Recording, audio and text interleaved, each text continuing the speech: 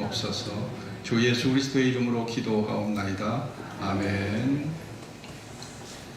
기도는 공허한 것인가? 기도는 공허한 것인가에 대해서 말씀을 나누겠습니다. 미국의 대각성 부흥운동 때 조나단 에드워즈라는 목사님은 그런 말을 남겼습니다. 기도는 우리가 살면서 숨 쉬는 것처럼 믿음의 자연스러운 발산이라는 겁니다. 내가 하나님을 믿다 보면, 그분의 존재를 인정하다 보면 그분과 자연스럽게 대화하게 되고 그분을 찾게 되고 그분과 관계를 맺게 된다는 겁니다. 또 위대한 설교가 크리소스톰은 기도는 만복의 뿌리고 근원이며 어머니와 어머니라고 말했어요. 기도가 어머니와 같은 존재라는 거예요. 기도가 만복의 뿌리와 근원이 된다는 겁니다. 성도의 축복이 바로 기도를 통해서 우리에게 다가온다는 겁니다.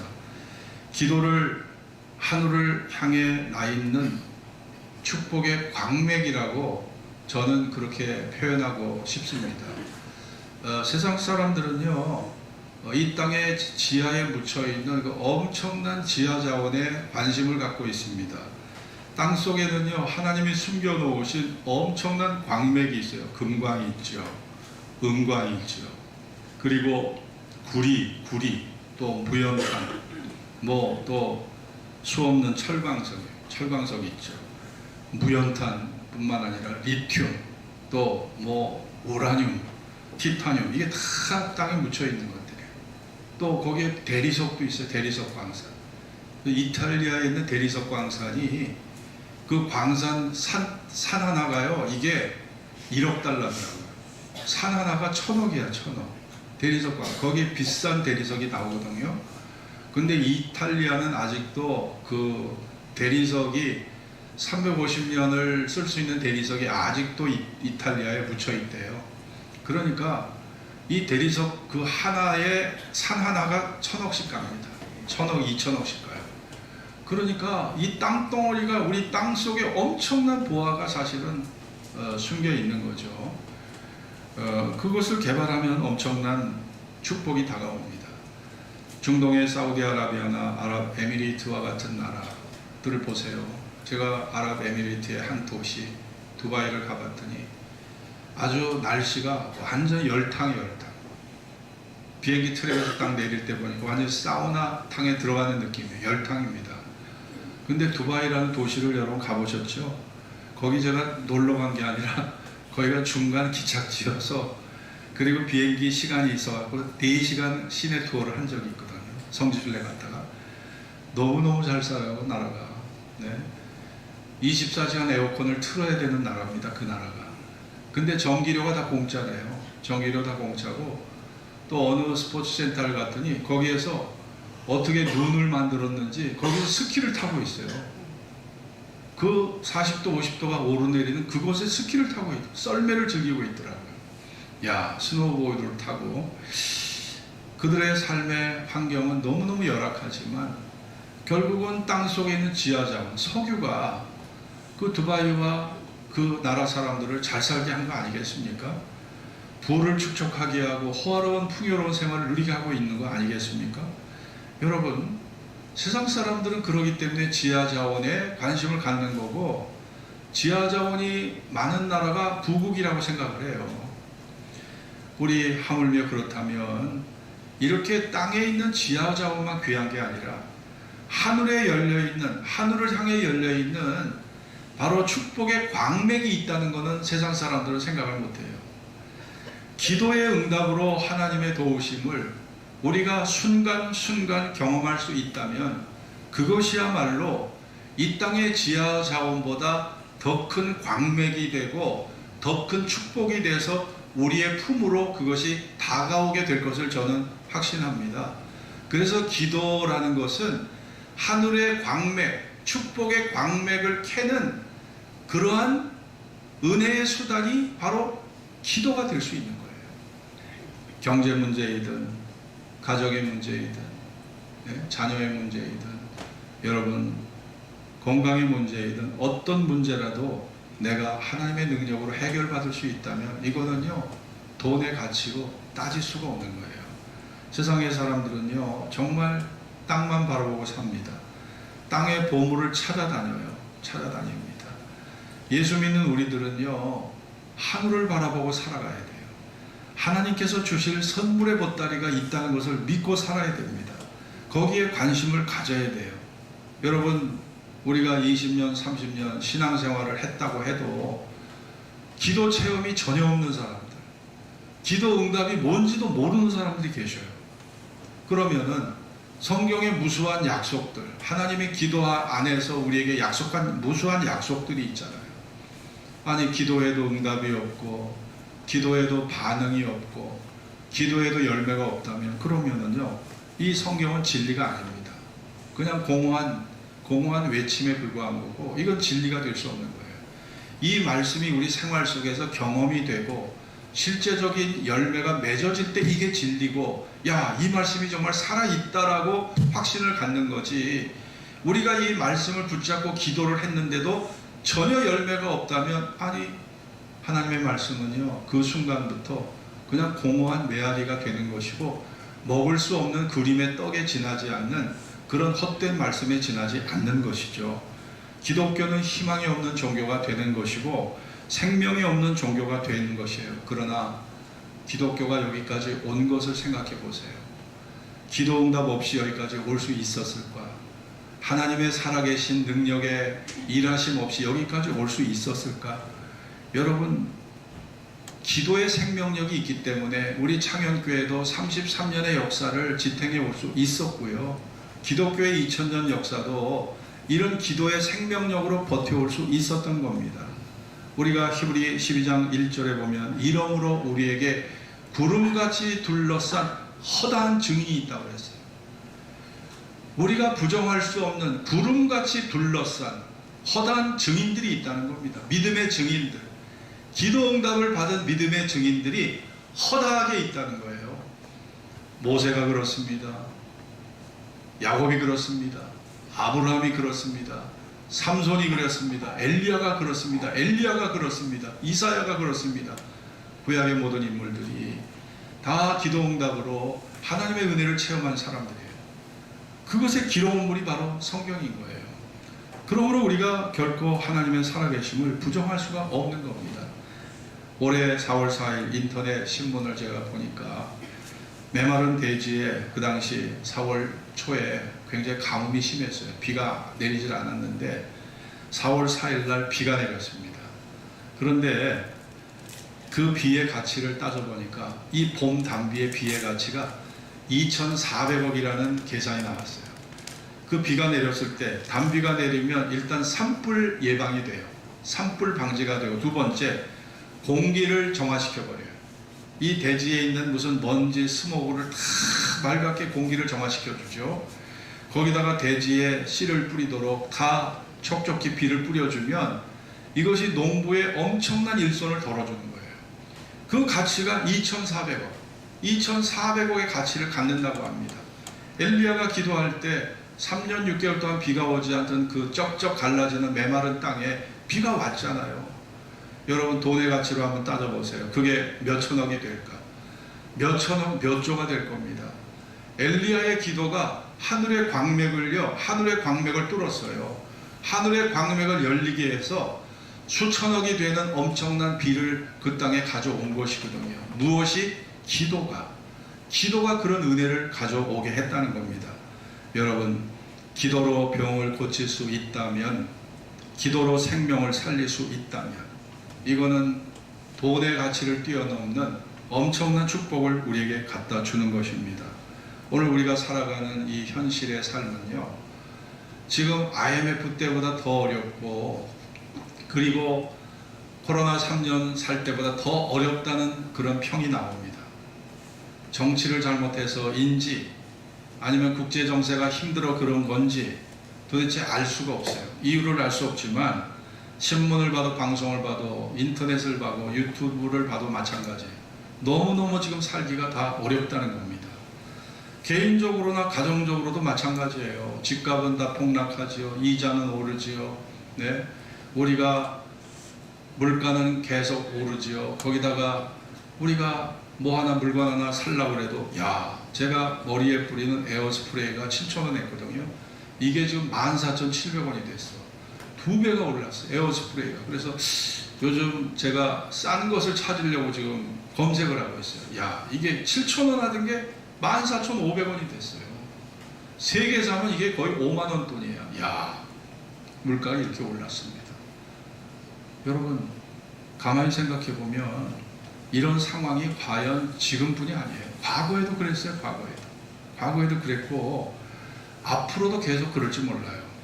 중요한 것은 우리가 주변 환경이나 상황만을 탓할 것이 아니라 정말 우리가 이러다가 이제 다 이게 망해버리겠다, 이런 패배의식에 빠지는 것은 결코 바람직하지가 않습니다. 어차피 인생은요, 문제투성이에요. 문제 없는 곳을 찾아가려면 저 공동묘지 가면 됩니다. 거기 문제 하나도 없어요. 공동묘지 가면 문제 없습니다. 그러나 살아있다는 것은 문제와 끝없이 싸움을 하면서 투쟁을 하면서 살아가는 게 인생입니다. 내가 문제를 지금 겪고 있다는 것은 내가 지금 살아있다는 것을 증거해 주는 거예요. 살아있다는 걸 증명해 주는 겁니다. 오늘의 본문이 바로 그런 거예요. 예수님께서 우리에게 야, 너희가 세상에서 방황하고 세상의 온갖 일로 시달리지만 내게로 와라. 내가 기도로 문제를 해결해 주겠다. 왜 너희는 땅만 바라보고 사느냐? 땅의 문제만 놓고 한숨을 짓고 절망하느냐? 하늘에 광맥이 있지 않느냐? 내가 선물 보따리를 준비해서 너희에게 주려고 하는데 왜 너희에게는 나에 대한 기대감이 없느냐? 나에 대한 존중감이 없느냐? 오늘 본문이 바로 그런 거예요. 우리가 세상에 문제가 벌어졌을 때 돈으로 해결하려고 그러고 사람 찾아가서 해결하려고 하지, 하늘의 기도의 광맥이 우리를 위해 펼쳐져 있다는 걸 몰라요. 사람들이 기도로 문제를 해결하려고 하지 않아요. 하나님에 대한 기대감이나 신뢰감이나 존중감이 없어요. 이게 큰 문제입니다. 주님이 말씀한 이 비유의 내용이 바로 그런 것입니다. 한 도시에 가난하고 힘없는 여인, 가련한 과부가 억울한 원수의 문제, 이 내 원수에 대한 원한을 풀어달라. 내 원수에 대한 원한. 아마 사기를 당했을 것 같아요. 제가 추정을 해보니까 지금 떠난 2억이라는 돈을 사기당해서 무일푼으로 자식들과 더불어 길바닥에 나앉을 상황이 된 겁니다. 그러나 돈이 없어요. 재판을 걸려면 변호사를 사야 되고 재판 비용을 갖고 있어야 돈이 없습니다. 내 원수에 대한 나의 원한을 풀어달라. 재판장을 만나서 그 이웃집에 사는 재판관을 찾아갑니다. 아침 저녁으로 찾아갑니다. 그런데 문전박대를 당해요. 고개 하나 돌리질 않습니다. 이 재판관은 하나님을 두려워하지 않는, 사람을 무시하는 사람이에요. 그러니 이 재판관이 고개 하나도 돌려주질 않아요. 불쌍히 여기질 않습니다. 그래도 이 여자는 아침 저녁으로 찾아가는 거예요. 재판장님, 제 원수에 대한 제 원한을 풀어주세요. 나를 도와주세요. 나를 살려주세요. 내 자식들과 살아야 되는데 이것을 어쩝니까? 저를 돌아봐 주세요. 재판장이 돌아보질 않아요. 그런데 재판장이 후에 생각을 해보니까 오랜 시간이 흐르는데 아침마다 나가면 그 여자가 있어. 꺼져버리라고 해도 또 와. 네? 저녁에 퇴근할 때쯤에 또 거기 길목에 서 있어. 야, 저 인간 진짜 지긋지긋하다. 저 인간 정말 재수없는 저 인간 또 저기 서 있네. 야, 이 재판관이 생각합니다. 내가 하나님을 두려워하지 않고 사람을 무시하지만 저 여자가 나를 번거롭게 한다는 거예요. 나를 괴롭힌다는 겁니다. 내가 하나님을 두려워하지 않고 사람을 무시하지만 저 여자가 나를 번거롭게 하니 저 여자의 원한을 내가 풀어줘야 되겠다. 이렇게 결정을 내렸다는 거예요. 주님이 말씀합니다. 하물며 이 불의한 재판장도 자기를 번거롭게 하는 이 과부의 원한을, 문제를 해결해 주었는데 하물며 좋으신 하나님이 밤낮 부르짖는 택하신 자의 기도를 듣지 않겠느냐는 거예요. 기도를 듣지 않으시겠느냐는 겁니다.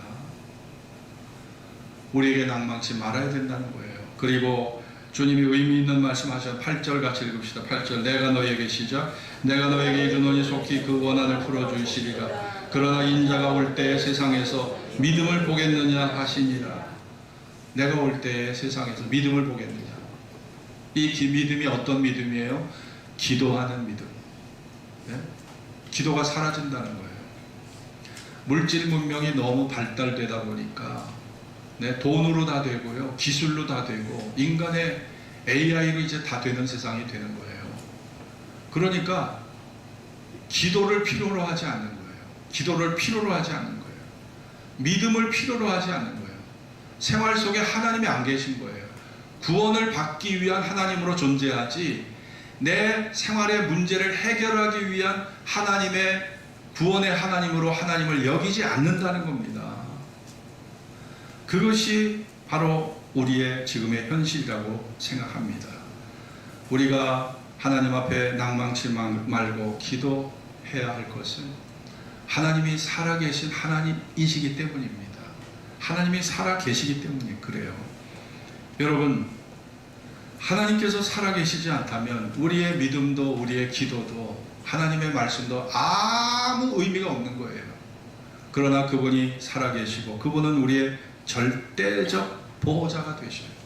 졸지도 아니하시고 주무시지도 아니하시고 우리를 지키시는 하나님이라고 성경은 말씀하고 있습니다.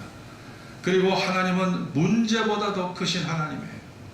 우리가 어떤 문제가 터져버리면 문제만 보입니다. 돈 문제, 건강 문제, 죽음의 문제, 고발의 문제, 문제만 봐요. 문제가 너무 크게 보이면 기도가 안 나와.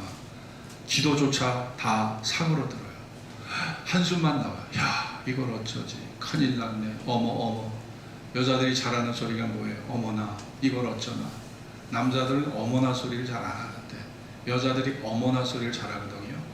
너무나 큰 일을 당하면 사람이 당황이 되니까 어머, 이걸 어째? 이렇게 나오는 거예요. 너무 힘이 드니까. 내가 감당할 수 있는 한계치를 넘어서 버리는 문제가 있어요. 야, 이런 문제가 나오면요, 평소에 기도했던 사람조차 기도가 안 나와. 진짜 제가 그런 일을 많이 당해봤거든요. 정말 어려운 일을 당하면요, 기도조차 안 나오더라고요. 너무 힘이 들어서. 그런데 요한일서 4장 4절을 보세요. 자녀들아, 너희는 하나님께 속하였고 또 저희를 이기었나니 이는 너희 안에 계신 이가 세상에 있는 이보다 크심이라. 너희 안에 계신 이가 세상에 있는 이보다 크다 말씀하셨어요. 세상의 권력을 가지고 돈을 갖고 있는 그 사람보다 너희 안에 계신 이가 더 크다는 겁니다. 세상의 악한 권력과 우리가 싸워서 오히려 기도함으로 초대교회 성도들이 기도함으로 세상을 이긴 것처럼 우리 안에 계신 그 하나님이 세상의 권력을 갖고 있는 자들보다 더 크다는 겁니다. 모세가 애굽의 바로를 이겼잖아요. 엘리야가 아합을 이겼고 이세벨을 이겼고 바알 선지자 450명과 싸워서 이겼잖아요. 외롭고 초라한 한 사람이지만 그 사람이 세상 권세를 이겼잖아요. 다니엘이 느부갓네살 왕을 이겼잖아요. 그리고 다리오 때 자신을 고소했던, 그리고 어인이 찍힌 것을 알려주면서 한 달 동안 다른 신에게 절하지 않도록 어인이 찍힌 것에도 불구하고 그는 하나님 앞에 주저하지 않고 기도함으로써 사자굴 에서 하나님이 그 사자의 입을 봉하지 않으셨습니까? 이것이 다 승리의 결과물들입니다. 여러분, 그분은 또한 우리의 아버지가 되셔요. 여러분, 우리가 세상의 육신의 아버지도 아버지 하면서 아빠를 찾고 하면은 아버지가요, 그 아이를 불쌍히 여깁니다. 그리고 아빠의 존재감을 아이들에게 보여주려고 해요. 야, 너 이거 네가 해결할 수 없지만 아빠가 해줄게. 아빠가 해결해 줄게. 너 걱정하지 마라. 제가 대학을 다니고 학교 어려울 때 다닐 때 우리 아버지는요, 돈 한 푼 줄 수가 없었어요. 그런 어려움을 겪었는데요. 여러분, 그래도 우리가 그 아버지는요, 어떻게든지 빚을 내서라도 자녀들을 도와주려고 해요. 그것이 아버지 마음입니다. 네? 내 것이 사라지고 내 것이 없어져도 자식은 끝까지 책임져 주는 것이 그 아버지 마음이에요. 여러분, 우리가 로마서 8장 15절에 너희는 다시 무서워하는 종의 영을 받지 아니하였고 양자의 영을 받았으므로 아버지라 부르짖느니라. 우리가 하나님을 아바, 이 아바라는 것은 아람어로 아빠를 얘기해요. 너희가 하나님을 아빠라고 부르지 않느냐. 아빠 부르면 그 아빠라는 용어, 아빠라는 칭호 속에 여기에 모든 게 다 들어있는 거예요. 자녀를 향한 사랑, 자녀를 향한 보호, 자녀를 향한 책임, 자녀를 향한 끝까지 희생하는 것. 이게 아빠라는 칭호 속에 다 이게 스며 들어있는 겁니다. 그러니까 이 아빠라는 소리가 자녀들에게는 희망의 소리지만 부모의 입장에서는 이것이요 부담스러운 소리가 될 수도 있어요. 이거를 아이를 책임져야 되니까. 그러지 않아요? 여러분, 우리가 하나님을 아빠라고 부르면 그 하나님이 우리에게 그 아빠라는 그 칭호 속에 우리의 모든 것이 다 들어있고 하나님과의 관계 속에서 하나님이 끝까지 책임져 주시는 모든 것이 우리 그 아빠라는 칭호 속에 다 들어있는 것입니다. 로마서 8장 31절에 그런즉 이 일에 대하여 우리가 무슨 말하리요? 만일 하나님이 우리를 위하시면 누가 우리를 대적하리요? 자기 아들을 아끼지 않으시고 우리 모든 사람을 위하여 내어주신 이가 어찌 그 아들과 함께 모든 것을 우리에게 은사로 주시지 않겠느냐 말씀합니다. 여러분, 우리에게는 기도라는 무기가 있어요. 기도라는 무기. 그렇기 때문에 우리가 이 기도를 통해서 하늘의 광맥을 캘 수 있는 겁니다. 하늘의 선물 보따리를 내 것으로 우리가 만들 수 있는 거예요. 기도라는 것은요, 무한한 하나님의 능력에 탁 접속이 되는 겁니다. 우리 전기제품, 가전제품들이요, 전기가 통하지 않으면 선풍기 날개도 돌질 않아요. 예, 플러그를 꽂아야 돼요. 플러그를 꽂아야 전기가 통해야지 날개도 돌고 냉장고, 에어컨이 다 작동이 되는 거 아니에요. TV도 작동이 되죠. 여러분, 기도라는 건 뭐예요? 하나님의 능력에 접속되는 겁니다. 우리가 하나님의 능력에 기도로 접속되지 않으면 다 뭐예요? 다 먹통이에요. 먹통. 아무 무기력해져. 인간의 존재가 무기력해지는 겁니다.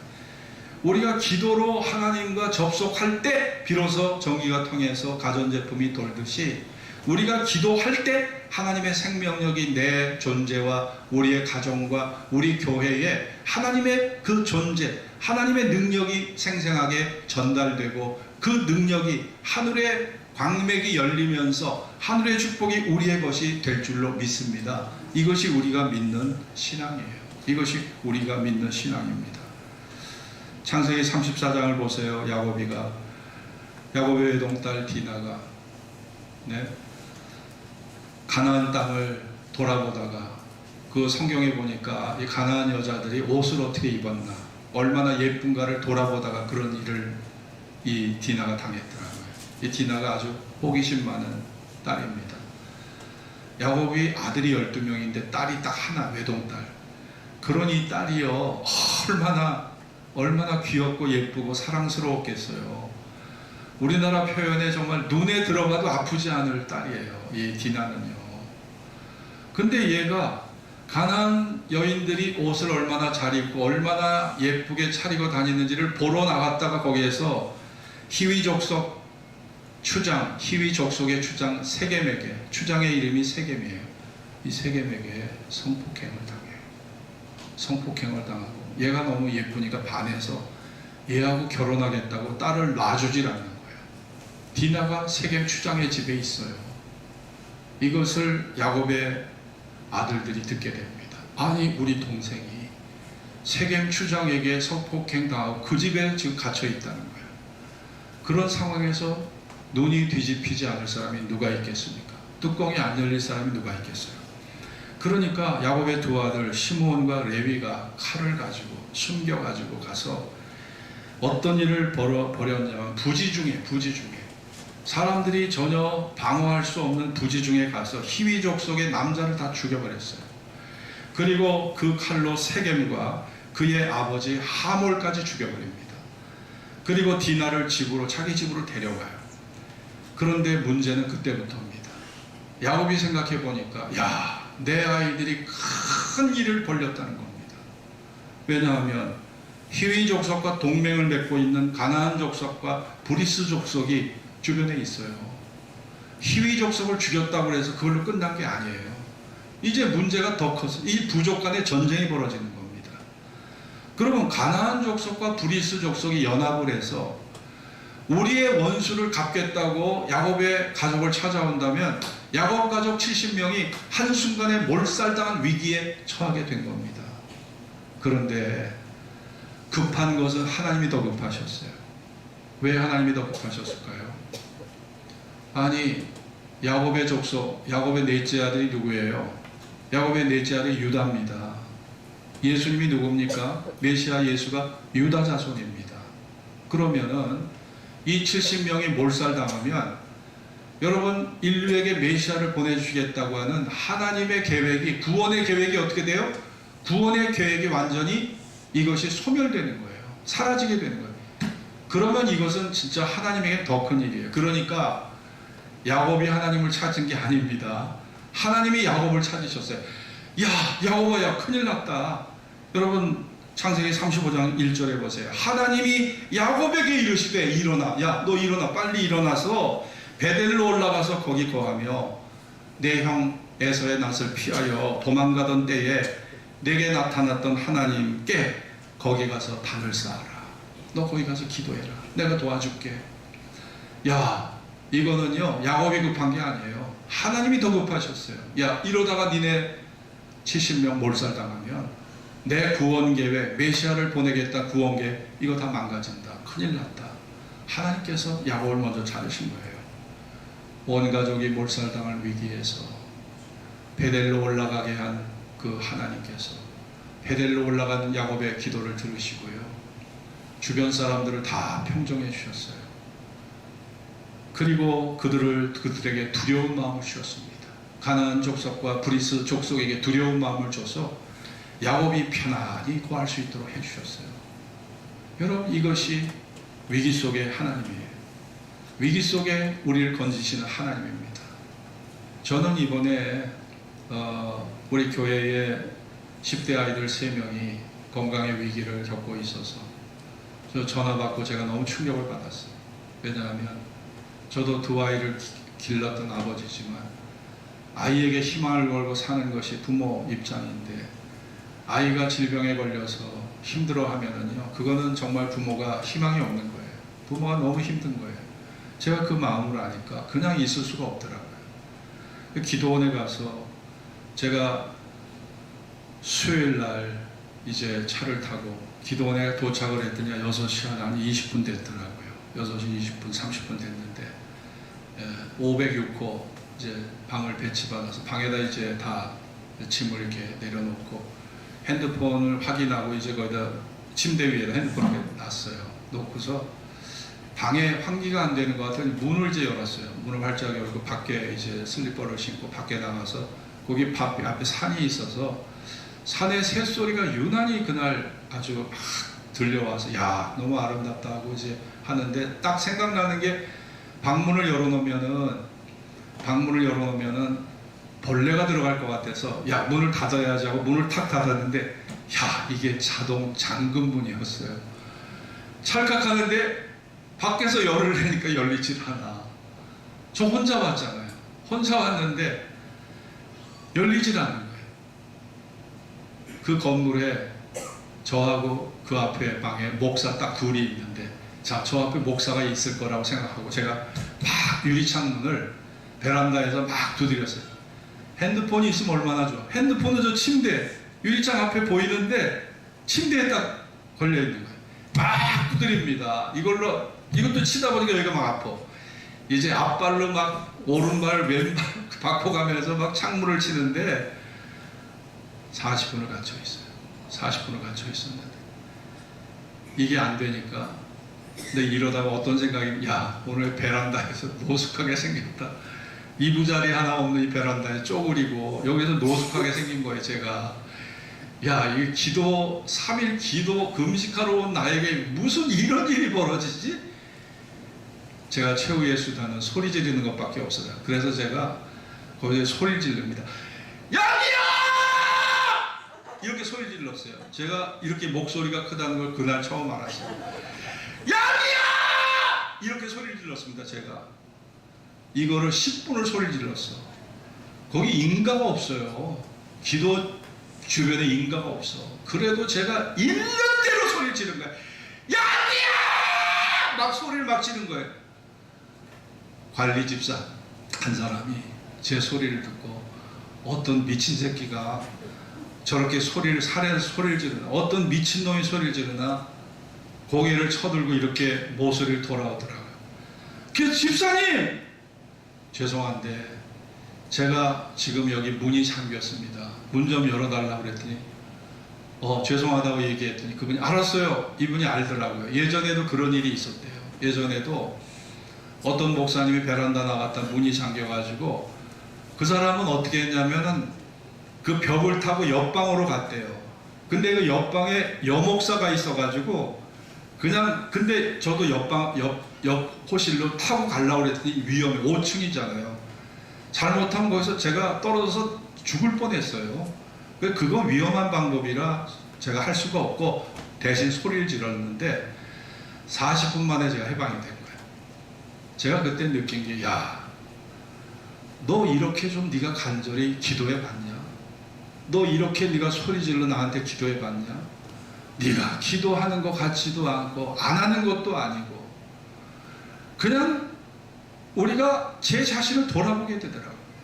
내가 지금 위기 속에서 여기에서 밤에 노숙을 한다고 생각을 하니까, 여기에서 밤에 그냥 쪼그리고 잠자는다 생각하니까 지금 6시 반이면 1시간 후면 해가 어두워지잖아요. 소리를 있는 대로 지르니까 결국 사람이 와서 제가 거기에서 구원을 받은 거예요. 자, 여러분, 우리가 정말 살다 보면은요, 어려운 일이 있는데 우리가 사람을 대상으로 소리를 질러도 문제가 해결되는데 하물며 전지전능한 하나님을 향해서 우리가 소리를 지르면 그분이 우리의 문제 해결해 주시지 않겠냐 이겁니다. 네, 그 믿음을 가지고 우리는 기도해야 돼요. 저는요, 제가 우리 창현교회 33년을 목회하면서 제가 우리 교회의 큰 증거들, 하나님이 살아계시다는 증거들이 4가지가 있었어요. 첫째는 용산 집을 우리가 샀다가 팔 때, 그때 집이 안 팔려서 우리 온 교회가 합심으로 기도해가지고 그 집이 갑작스럽게 팔린 경우가 있습니다. 그래서 그때 저희가 한 1억 2천만 원 차익을 얻어서, 그래서 비전홀 405호를 구입해갖고 이걸 비전홀로 꾸민 거거든요. 이거 기억나시나요? 그때 기도가 유효했었어요.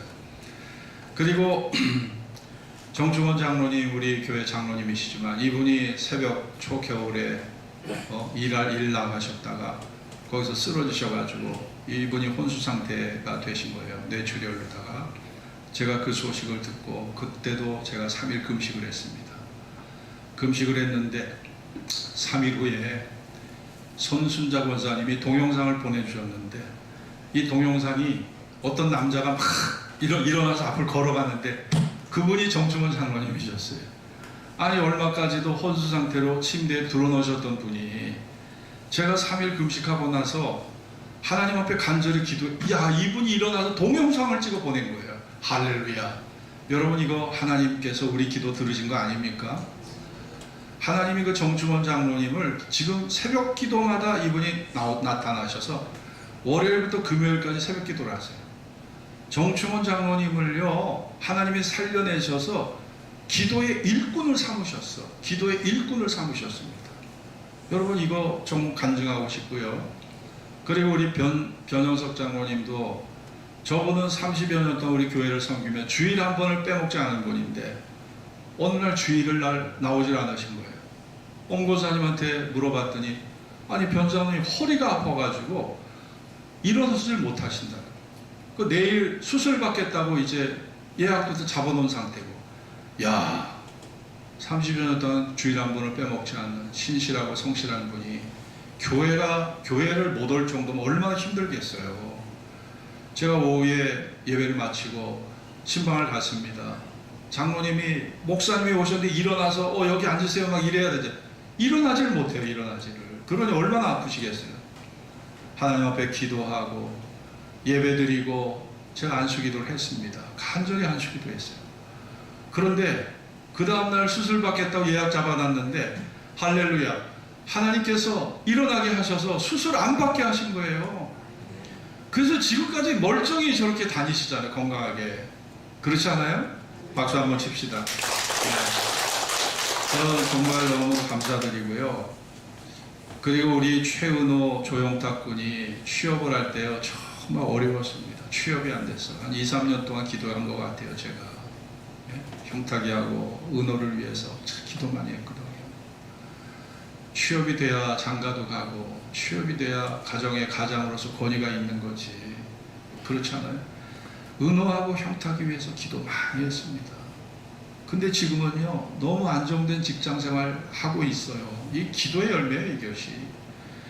그리고 상가가 우리가 저 교육관을 딱 구입을 했을 때 상가 분쟁이 생겼어요. 저한테 고소장이 딱 날라온 거예요. 우리가 샀던 저 상가 부지에 공유면적을 우리가 점유하고 있다.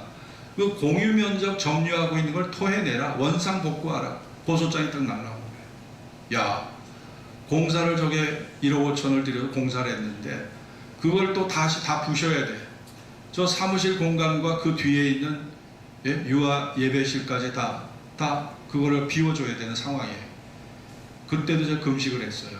하나님 이거 어찌 된 일입니까? 아니 우리가 살 때는 몰랐는데 사고 나서 고소장이 날라오니까. 그래서 재판을 거는데 여러분들 그 속을 여러분 모르실 거예요. 제 속을요. 이것 때문에 거의 1년 반을 시달렸어요. 제가.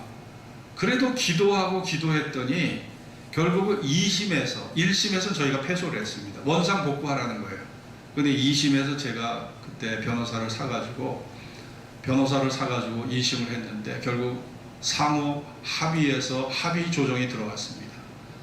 그래서 우리가 합의를 해가지고 지금 우리가 그냥 현재 원상복구하지 않고 그대로 쓰도록 서로 합의가 됐어요. 그래서 기도로 문제가 또 해결된 거예요. 이 기도로. 법대로 하면 저 원상복구 해야 됩니다.